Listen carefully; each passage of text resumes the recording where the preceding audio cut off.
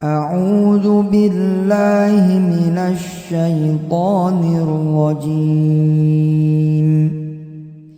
Assalamualaikum warahmatullahi wabarakatuh.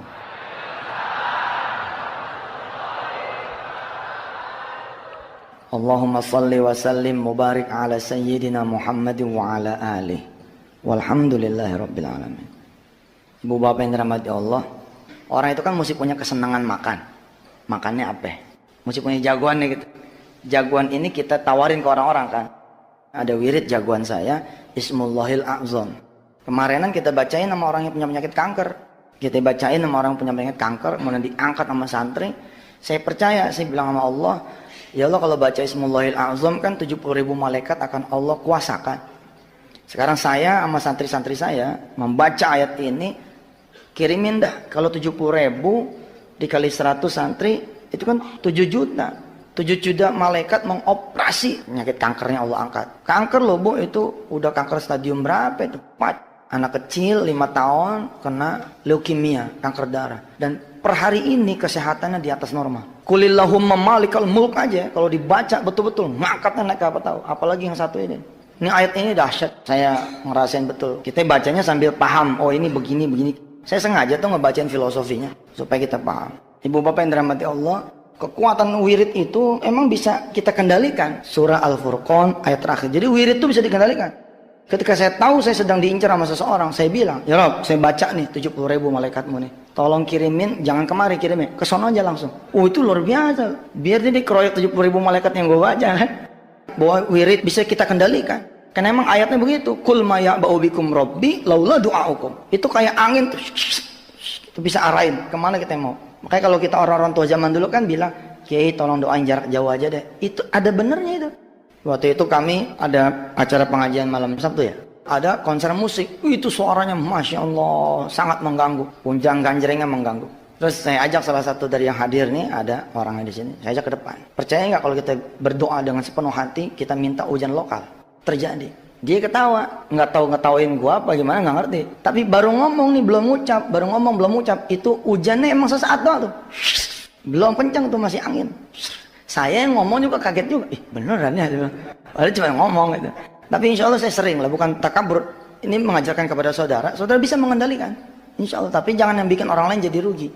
Kayak tadi hujan. Orang kan suka ngomong gini, biarin ya Allah turunin dah hujan. Kalau ente doanya doa yang general kayak gitu, bisa jin Allah nggak kabulin. Lah kalau gua kan doanya hujan lokal, situ aja yang hujan loh, jangan semua. Gitu. Tapi Masya Allah, Bapak Ibu rahmat Allah, kita salawat kita baca, balik nih orang ngaji dari maghrib sampai isya, itu suara kayak apa tahu?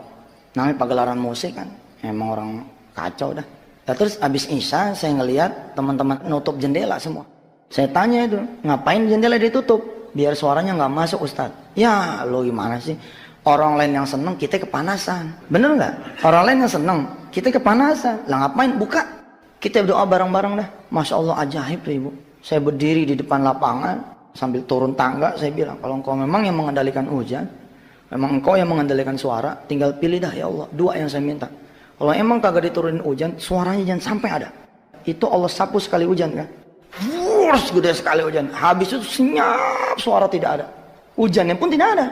Lalu saya minta jamaah semua diam dan kemudian sama-sama mendengar. Saya bilang, dengerin, masih ada nggak suara musiknya? Ajaib Pak. Terus kita bilang kan, saya minta sama Allah sampai jam 9 saja. Jadi saya nyewa waktu sama Allah jam 9. Betul itu. Nih, itu kita jangan egois juga. Barangkali orang pengen senang-senang. Kalau kita jagain orang nggak senang kan kita kasihan juga. Barangkali kita itu hiburan buat orang-orang yang memang selama ini tidak punya hiburan. Kalau kita kan tiap hari dengerin CD, dengerin musik, dengerin apa.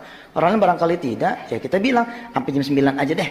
Nanti kalau jam 9 silahkan terusin lagi. Alhamdulillah Ibu. Itu memang Allah Maha mendengar.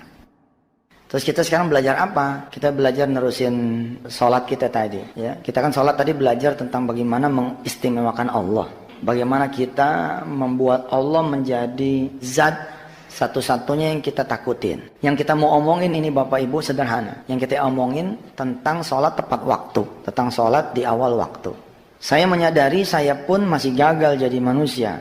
Khususnya ketika saya berhadapan dengan panggilan Allah yang kadang-kadang kita tidak kuasa. Kita punya urusan membuat kita tidak mampu sholat tepat waktu.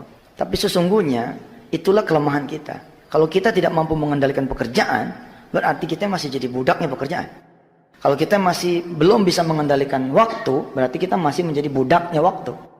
Maka ibu bapak yang dirahmati Allah, kalau punya anak yang saat ini lulus SD, jangan ragu-ragu masukin ke pesantren-pesantren yang model kayak Darul Quran. Pesantren yang tidak mengutamakan yang lain kecuali sholat. Ilmu termahal buat anak kita itu bukan matematika, bukan bahasa Inggris, bukan komputer. Itu mah pengikut saja. Tapi ilmu termahal buat anak-anak kita, bagaimana dia bisa ngomong gini, "Pah, udah azan, ayo kita ke sholat." Itu yang harus kita cari. Bagaimana anak kita kemudian berdoa dengan bahasanya ketika ibu dikompres, ibu bapak dikompres. Lalu anak kita dengan bahasanya ngomong begini, "Mama, izin ya, mau ambil wudhu." "Kenapa kak? Kan belum waktunya sholat." "Kakak mau doain mama biar mama sembuh." Wah, itu tuh yang harus kita cari. Kemudian dia ambil wudhu, dia ambil Quran dengan bahasa cadelnya gitu misalkan. Dia bacain Fatihah. "Ya Allah, Engkau kan yang maha menyembuhkan. Mudah-mudahan Engkau menyembuhkan mama saya dengan bacaan Fatihah saya, Al-Fatihah. Billahi minasyaitonirrajim." Lalu dengan gayanya yang khas, bukan bacaan saya tapi bacaan anak, dia baca Fatihah itu. Alhamdulillahirabbil alamin. Itu apa yang harus dicari.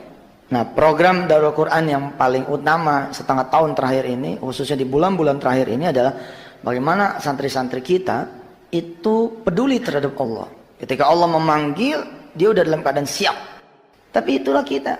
Allah kan turun. Allah bukan cuma permisi, emang Allah bilang, "Aku akan datang. Aku akan datang, siaplah menyambut diriku." Kapan? Di pertengahan malam, di 2/3 malam, di 1/3 malam. Ayo, kita nggak idem. Allah loh yang datang.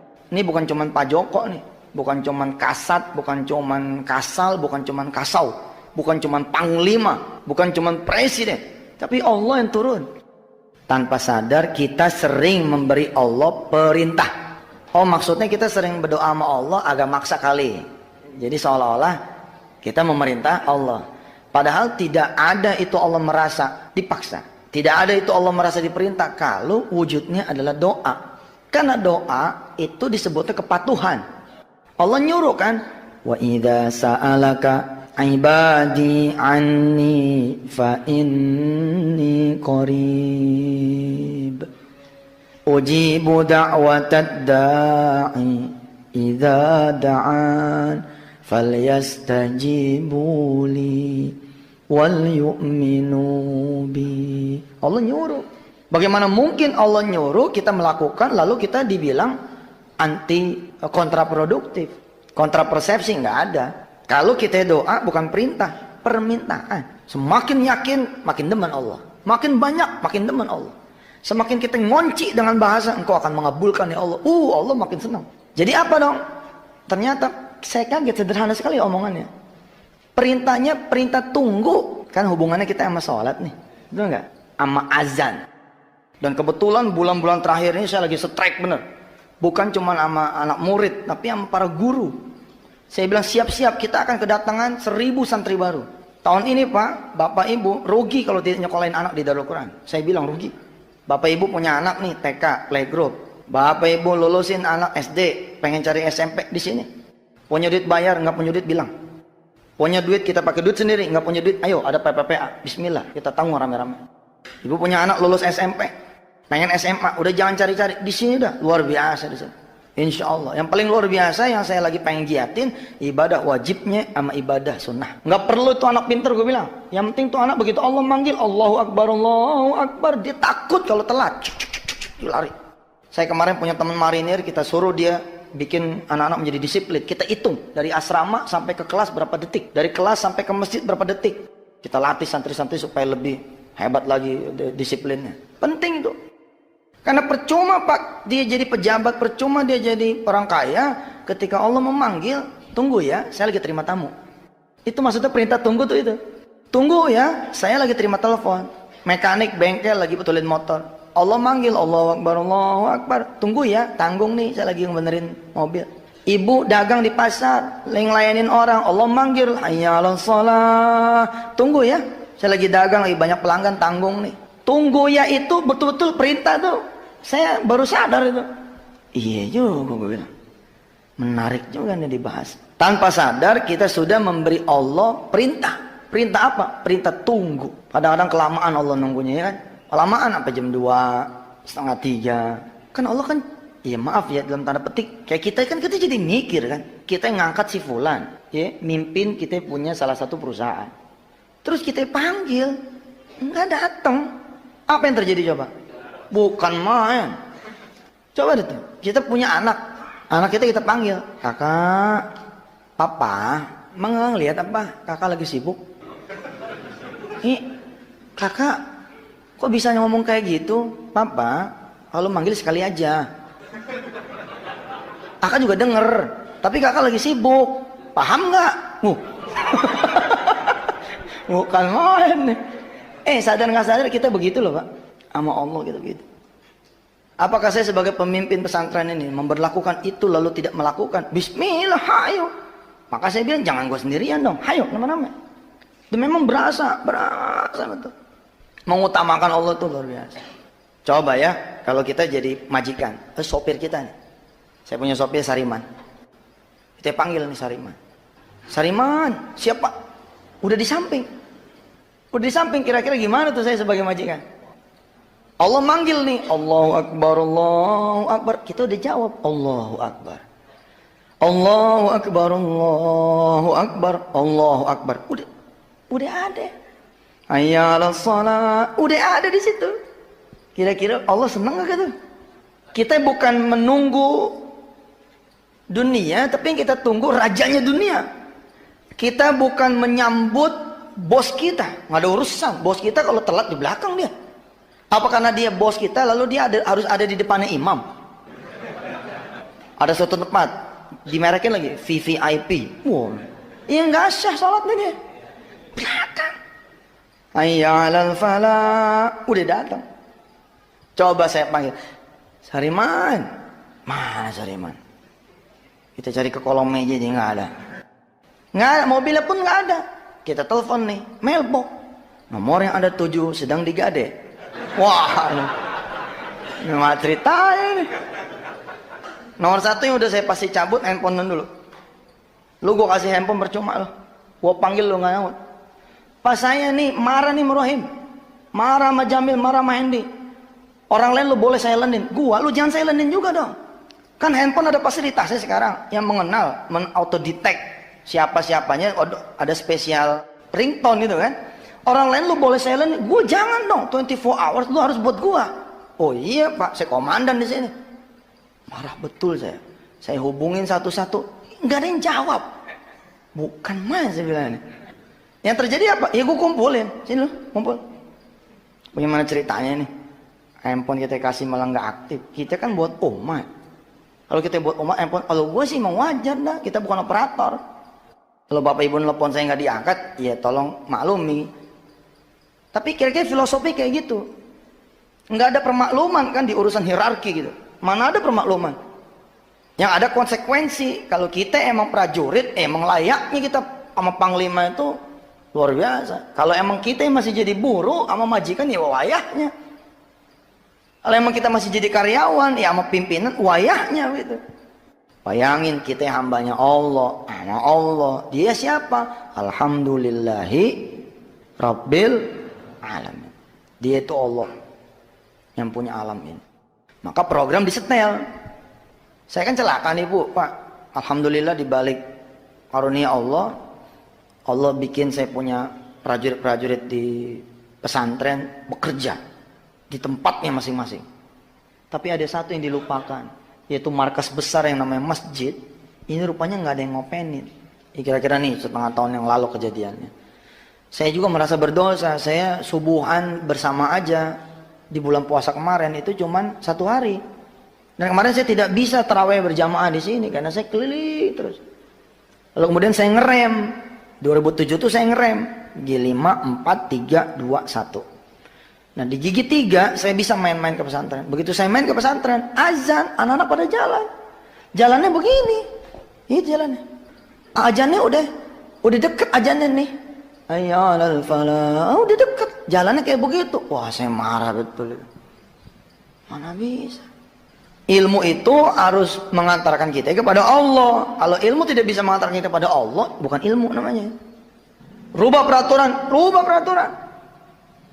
Salah satu kendala kita tidak bisa sholat tepat waktu, Ustaz, karena pembelajaran masih berlangsung. Iya, lu cut dong, lu delete dong. Kau diomelin sama Diknas ngomong, maaf Pak, kurikulum Bapak ini membuat anak saya jadi susah sholat zuhur. Kalau perlu nggak usah kita keluarin ijazah, kalau perlu. Dan kita tes 10 tahun yang akan datang siapa yang lebih sukses. Anak kita yang tidak berijazah, tapi setiap sholat, cek. Ketika orang tuanya memanggil, labbaik. Ketika kemudian orang tuanya sakit, dia ngangkat tangan berdoa. Ketika dia punya rizki, dia berbagi. Kita tes sama anak yang dapat ijazah dan ranking yang tinggi. Kita tes siapa yang banyak duitnya, siapa yang lebih jaya, siapa yang lebih makmur, siapa yang lebih kuat, siapa yang bakal lebih memimpin negeri ini. Allah udah jawab, la yastawi ashabun nar wa ashabul jannah, ashabul jannati humul faizun. Mereka itulah yang akan lebih menang. Tapi itulah kita kan takut. Makanya bahasa Quran apa coba? Di surah At-Taubah ayat 24. A'udzu billahi minasy syaithanir rajim. Qul in kana aba'ukum wa abna'ukum wa ikhwanukum wa azwajukum wa amwalun iqtaraftumuha wa tijaratun takhshawna kasadaha. Satu, sibuk tiada henti. Nomor 2, kita jadi orang yang kurang tiada cukup. Sibuk tiada henti. Kemudian yang kedua, kurang tiada cukup. Mestinya kan udah di levelan bangsa 5 jutaan apa. Tenang aja sih, udah tenang gitu. Santai aja Pak. Kalau memang dengan kita buka 10 jam cukup, ngapain kita buka 24 hours? Kalau dengan kita buka 3 jam udah cukup, ngapain kita? Nih, kalau sama orang modern, salah saya ngomong nih. Jangan begitu Ustaz. Time is money. Begitu kita udah kejar-kejaran sama dunia, saatnya dunia kita genggam, hilang dunia.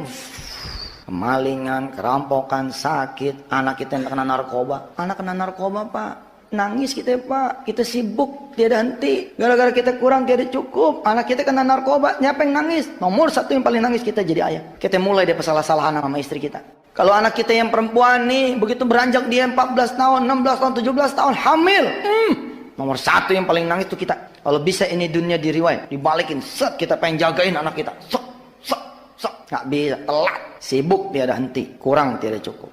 Orang modern mengatakan time is money. Bagi kita betul memang time is money, tapi time is for Allah. Waktu itu bukan untuk uang, tapi waktu itu untuk Allah. Yang ketiga, hadiah dari Allah. Setelah sibuk tiada henti, kurang tiada cukup. Yang ketiganya ini rugi tiada untung. Ini mesti jadi perhatian bener nih. Allah bikin bisnis kita memang kayaknya bergeraknya smooth gitu, smooth itu, pelan itu. Yang lain kena kerjanya luar biasa, babut, dia naiknya pertumbuhannya 10 kali lipat, 20. Tapi kita dengar, Pak udah tahu belum si Anu cerai tuh? Ya Allah cerai. Tapi kita nambah lagi.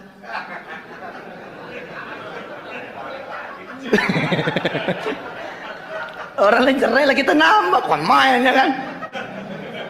Pak si Anu cerai tuh. Masya Allah, alhamdulillah ya Pak ya. Kita sih punya mobil emang cuma kijang tua yang buat ke pasar. Iya benar, yang buat jalan-jalan ini Honda terbaru.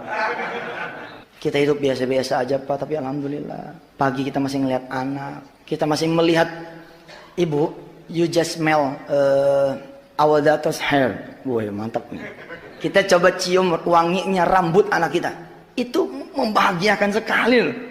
Anak kita keramas, terus kita cium dia punya rambut. Weh mantap. Bukan main. Betul gak? Coba situ pejemin mata. Situ bayangin anak situ pada mandi dengan sampo merek Darul Quran.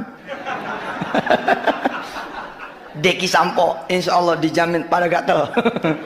Kita cium wanginya menusuk hati kita. Aduh, anak papa yang paling cantik, paling manis. Begini dong kalau jadi anak papa mah yang cantik, yang seger. Ibu itu seminggu nggak hilang tuh baunya. Coba kita begitu kita bangun pagi, ya nggak? Masih kita nerima kopi dari istri kita. Waduh, indah banget. Begitu anak-anak jalan, kita lihat istri kita ini udah mandi, rambutnya basah. Nggak jadi kita ke kantor ya kan? Masuk lagi. Creating another child. Bikin anak yang lain. Masya Allah ibu. Kalau kita perhatiin Allah perhatiin kita benar. Tanya coba suami ibu. Tanya dari bapak. Sepanjang 2007, 1427 Hijriah, 1428 Hijriah, sekarang udah 1429. Berapa kali kita ngajarin Yasin, ngajarin baca Quran, alif-alifan sama anak kita? Kak, kakak udah sampai mana ngajinya? Udah jauh pak, udah ikro 3. Masa sih? Coba papa pengen dengar. Bentar ya pak, anak bangga pak digituin pak. Seneng merasa ada apa sih perhatian dari kita. Terus anak kita yang megang nih Quran. Coba baca. A'udzu billah, kak, bukan a'udzu. A'udzu billah, kakak, bukan a'udzu. Lihat papa, lihat mulut papa nih. A'udzu. Terus anak kita baca sambil ngeliatin kita. A'udzu billahi minasyai. Oh benar itu. Nirrajim. Bismillahirrahmanirrahim. Qul ya ayyuhal kafirun. Subhanallah. Kan indah hidup begitu ya. Saya pernah netes pak air mata ngajar di Wali Songo di Gunung Agung. Ada satu puisi pak, puisi berbentuk doa, rintihan seorang ayah yang dia kangen ngegendong anaknya di pundak untuk dia bawa ke masjid. Saya merinding bacanya itu. Dia bacain tuh dari atas, kurang lebih itu kalimatnya begini: betapa indahnya fajar buat orang-orang yang bisa melihat fajar. Betapa indahnya warna langit yang memerah. Terus bait-bait terakhir, betapa indahnya saya membayangkan saya memegang tangan anak saya yang berdiri di sisi kanan saya dan memegang tangan kirinya istri saya yang berjalan di sisi kiri saya menuju masjid menyambut panggilanmu ya Allah. Terus dia bacain lagi terus sampai terakhir, betapa indahnya kalau saya, ya Allah engkau izinkan bisa menggendong anak saya di atas saya punya pundak, di atas saya punya bahu, untuk kemudian sama-sama menuju engkau ya Allah. Ujungnya tuh ada tulisan dari seorang ayah yang rindu memiliki anak. Artinya dia nggak punya anak gitu. Sekarang kita yang punya anak bagaimana coba? Jangan-jangan kita malah marah. Anak kita brengsek ya. Di sekolah yang di situ malah papa nih di udak-udak buat sholat mulu nih. Jangan-jangan kita malah kesel di nasihatin sama anak. Coba sekarang 2008, 1429 Hijriah, program utama kita, kemarin kita sedekah ya. 2006, 2007 sedekah. 2008 nih coba nah, sholat tepat waktu. Jadilah orang yang malu gitu. Jadilah orang yang malu, Allah udah kasih banyak hal buat kita. Tapi kemudian kita tidak mampu mengatasi waktu. Kemarin pelajaran buat saya, pelajaran ini di saat kita memang lagi berusaha belajar. Saya bilang saya bukan orang yang patut dijadikan contoh, masih juga belang belentong. Tapi alhamdulillah tahadus bin nikmat, saya sudah mulai menjadi orang yang gelisah kalau tidak tepat waktu. Minimal itu dah. Jangan sampai kita lost gitu. Dia aja salat udah jam 2. Bukan, ini baru jam 2 ini. Jangan sampai kita ngomong begitu. Tenang aja apa, baru jam 5. Subuh kita bangun, kesiangan, nggak ada rasa dosanya. Kemarin pelajaran tuh saya, janjian sama dokter, nganterin istri saya. Tuh dokter bilang saya cuma ada sampai jam 4. Saya ngitung nih, waduh, saya pikir wah tadi kenapa saya khotbah di CR ya? Kalau saya khotbah di rumah kan pasti bisa keburu. Tapi saya tepis, kan tidak ada yang berkehendak kecuali Allah. Ya lah, mudah-mudahan keburu. Tapi ada konsekuensi logis nih. Kalau saya jalan jam 2 ke Gandaria, ini bisa tepat waktu, bisa tidak. Program kita kan program pengen ngebenerin sholat tepat waktu. Iya kan? Program pengen ngebenerin. Harus saya mencari masjid. Ini faktor niat nih. Harus mencari masjid. Jadi kalau kita dulu janjian, kalau kita janjian jam 4, kita akan ngitung. Lewat jalan mana yang di situ ada masjid enak, kita mampir. Dulu kan kita nggak ngitung nih. Sekarang masukin di hitungan. Sebab di jam itu, di jam 3 lewat 10, kalau memang sekarang kan asarnya jam 3 lewat 20. Jam 3 lewat 10 kita udah ambil ancang-ancang masjid mana yang kita bakalan mampirin. Pak, ini faktor niat. Hingga kemudian datang waktu maghrib, dia terusin ke Isya, baru dia pulang. Indah, apa yang terjadi Pak? 7 hari Allah pindahin kerjanya. Mikir dia, wah begini ya. Ada lagi jamaah yang cerita, ketika dia beriado itu sholat, benar-benar dia tepatin, dia punya waktu. Itu kejadian-kejadian unbelievable terjadi. Dia janjian sama orang gak ketemu Pak. Dia pikir udah hilang nih. Udah bangsanya hilang. Dia sholat nih, set. Di barisan sholat. Lah kan orang kalau konsen kan nggak kenal siapa kanan kiri Pak. Kalau orang konsen nggak tahu siapa kanan kiri, sampai kemudian salam kan. Begitu salam kan kita biasa salaman tuh. Bisa salaman tuh. Bapak di sini. Iya. Rumah anak kan di sini deket. Coba Pak. Kita dijamu di pimpinan proyek di rumah aja. Itu Allah tuh. Dia dijamu di pimpinan proyek di rumahnya. Padahal dia anggap dia, udah nggak bakal ketemu. Ada anak muda, dia janjian jam 11 di Wisma Nusantara. Malamnya neneknya ngomong, bangun malam. Supaya Allah bikin urusan jadi enteng. Temuin Allah dulu sebelum nemuin orang. Dia temuin Allah. Rupanya ini anak baru sholat malam. Jadi habis subuh dia tidur lagi ngantuk. Telat Pak. Telat datangnya. Dia naik 78. Bukannya turun di Sudirman, malah turun di Arion. Kaget dia bukan kepala. Begitu bangun melek di Arion. Waduh, jamnya 11 Pak. Jamnya juga jam 11. Bisa kayak gitu tuh. Masih ada waktu tapi udah keringetan sudah di Arion. Dia pikir wah telat. Dia udah mau pulang kan naik mobil yang sama tuh. Dia nyebrang ke depannya. Dia nyebrang ke depannya naik bus lagi Pak. Sampai di daerah-daerah Cempaka Putihan kalau tidak salah dia cerita itu. Naik seorang bapak. Lama-lama ngingser ke tengah. Dikasih duduk sama dia. Mbak silakan duduk. Oh jangan adik aja duduk. Nggak apa-apa bapak aja. Duduklah dia nih dengan dasi taruh turun satu kancing. Udah aut-autan. Ditegur mau kemana Pak? Mau ke Sudirman. Di mana Sudirman ya? Wisma Nusantara. Oh saya juga mau ke situ Pak. Ngapain ada ke situ?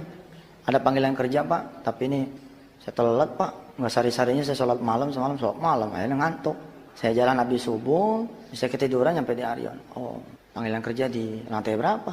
Lantainya sih nggak paham Pak. Nanti baru sampai sana baru saya mau tanya kantornya di sebelah mana. Nggak tahu si anak ini. Penginterviewnya itu dia. Bener Pak itu kejadian, masya Allah itu. Pokoknya kalau kita datang ke Allah, Allah cariin buat kita.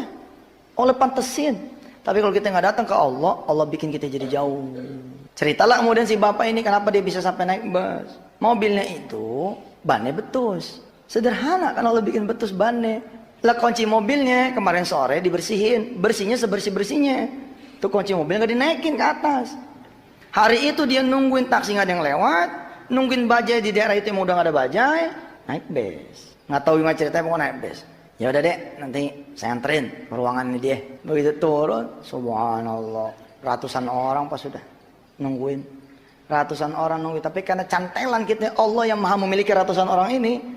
Begitu turun di bus, suratnya mana suratnya? Surat panggilan interview mana? Itu ada tulisan tuh. Sebutlah Bambang Santoso gitu ya. Apa katanya orang? Ini gua.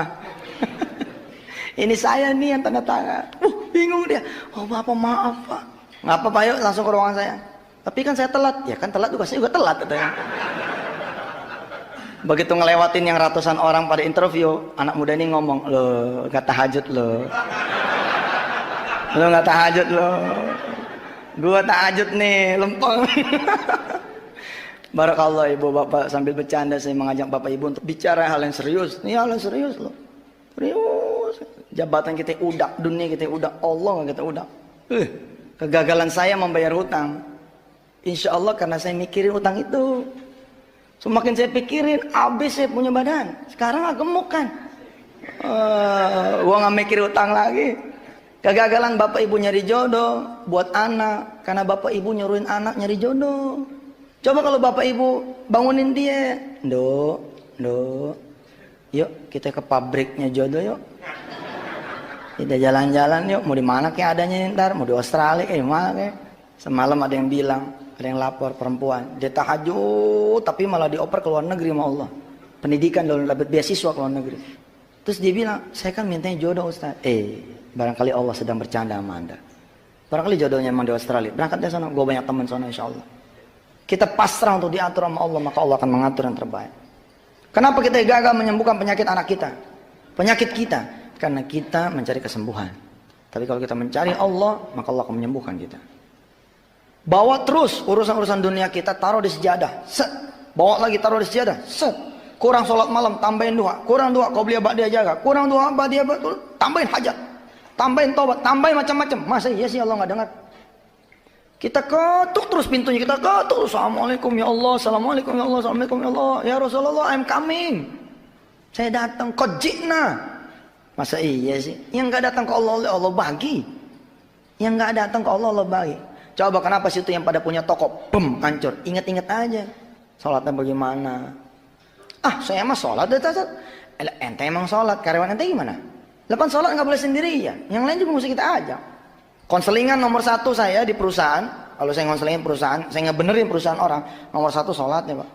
Bikin jemaah apa segala macam. Akhirnya naik. Insya Allah inilah yang kita bawa buat pulang. Kita subuh udah tepat waktu. Kita usahakan zuhur, ntar belajar. Saya bilang saya juga masih belajar. Insya Allah masih belajar. Tapi jangan sampai nggak diusahakan sama sekali. Jangan sampai ada hati yang tidak gelisah ketika kita tidak bisa. Lebih baik kita mengatur. Mas, kita makan malam jam 19 ya. Wah, jangan jam 19 Pak. Jam 20 aja. Saya kalau jam 20 nggak bisa. Ya nggak apa-apa Pak. Nanti cari yang waktu Bapak bisa aja. Bingung kan dia. Orang lain nyari saya loh. Saya udah ngasih waktu buat Anda loh. Jam 19, 19.30. Yang kita omongin M. Mamang. M, miliar. Saya besok sudah ke Abu Dhabi, besok apa-apa Pak, saya menemukan orang lebih penting. Saya ada mau ketemu yang lebih penting daripada Bapak. Sampai Allah Pak. Sadis. Wah, gitu ya. Iya, saya juga udah lama nggak sholat nih.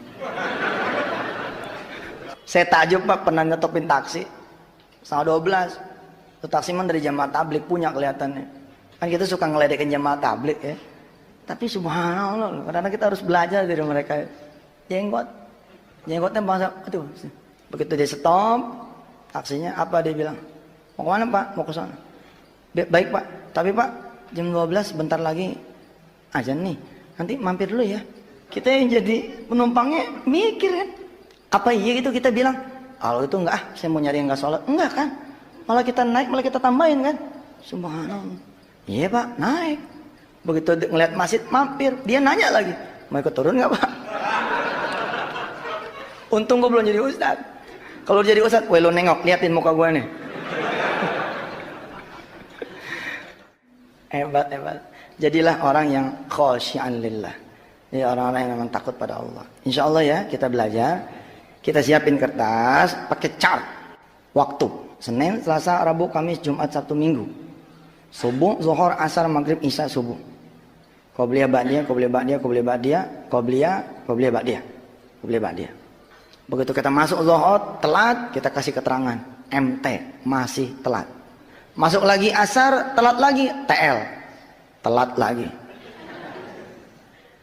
Terus nanti kita bisa ngitung. Oh ya Allah, masih belum berhasil. Nggak apa-apa, namanya gue belajar. Tak lagi, sampai kemudian kita berhasil. Bismillahirrahmanirrahim.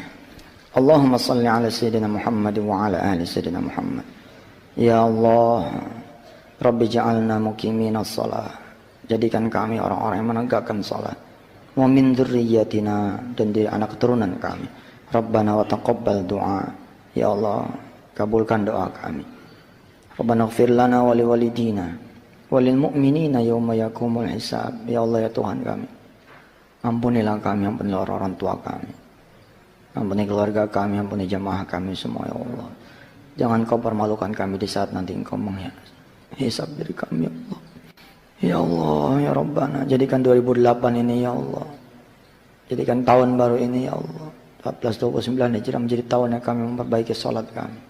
Insya Allah kami mau ya Allah, kami mau menyambut engkau ya Allah, menyambut yang maha agung, menyambut yang maha kuasa, menyambut yang sudah memberikan kami dan anak-anak kami rizki. Tidak lagi kami biarkan kau menunggu kami, tapi kami yang menunggu engkau ya Allah. Jadikan kami bisa mengajak istri kami, ibu jamaah yang hadir yang perempuan, bisa mengajak suami ibu. Kita bisa mengajak anak-anak kita semua lebih mengenal Allah lagi ketimbang tahun-tahun kemarin. Ya Allah, izinkan hamba-Mu ini mendekatkan diri kami kepadamu ya Allah. Jangan kau hijab, jangan kau tutup pintumu untuk kami. Ya Allah ya Rabbana, lakal hamdu ilaikal mustaka wa antal musta'an, la hawla wa la quwwata illa billah. Rabbana atina fid dunya hasanah wa fil akhirati hasanah wa qina adzaban nar wa adkhilnal jannata ma'al abrar ya azizu ya ghaffaru ya rabbal alamin. Wa sallallahu ala sayyidina Muhammadin wa ala alihi walhamdulillahi rabbil alamin. Assalamualaikum warahmatullahi wabarakatuh. Bismillahirrahmanirrahim. Alhamdulillahi rabbil alamin. Ar-Rahmanir Rahim. Maliki yaumiddin. Iyyaka na'budu wa iyyaka nasta'in. Ihdinas siratal mustaqim. Siratal ladzina an'amta 'alaihim ghairil maghdubi 'alaihim waladdallin.